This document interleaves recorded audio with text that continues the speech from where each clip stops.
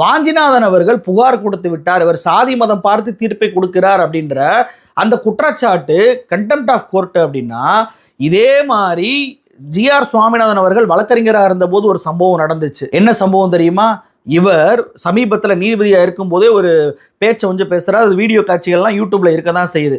குடுமி வைத்திருக்கிறார் என்பதற்காகவே 6 மாதம் சிறை தண்டனை கொடுக்க வேண்டிய அந்த வழக்குல 18 மாதம் சிறை தண்டனையை ஒரு நீதிபதி கொடுத்தார். அந்த நீதிபதியுடைய பெயரை நான் சொல்ல விரும்பவில்லை அப்படின்னு சொல்லி சமீபத்தில் தான் சுவாமிநாதன் அவர்கள் அதை பேசியிருக்கிறார். அப்போ குடிமி இருக்கு அப்படின்றதுக்காகவே இப்படிப்பட்ட ஒரு தீர்ப்பை கொடுத்தார் அந்த நீதிபதி அப்படின்னு சொல்லிட்டு, அந்த நீதிபதி மீது ஒரு சாதிய அடையாளத்தை, ஒரு பார்ப்பனர்கள் மீதான வன்மத்தோடு இருக்கிறார் அப்படின்ற ஒரு அடையாளத்தை, ஒரு முத்திரையை வழக்கறிஞராக இருந்தபோது இவர் குத்தினாரா இல்லையா? அப்ப வாஞ்சிநாதன் பண்ணது தப்பு அப்படின்னா இவர் பண்ணதும் தப்பு தானே.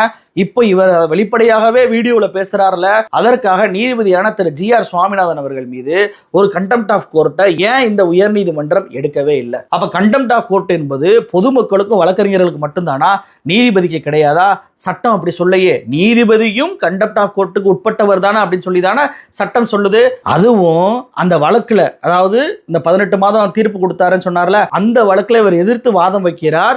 அந்த நீதிபதி பள்ளிக்கால நண்பன், அதனால நான் தீர்ப்பை வெற்றிகரமா வாங்கினேன் அப்படின்னு சொல்லிட்டு அந்த வீடியோவிலே வெளிப்படையாக அவர் பேசுவதை பார்க்க முடியுது. அப்போ ஒரு நீதிபதி தனக்கு ஆதரவானவர் அப்படின்றக்காகவே ஒரு தீர்ப்பு வாங்கினார் அப்படின்னு சொல்லிட்டு வெளிப்படையாகவே இவர் சொல்றாரு.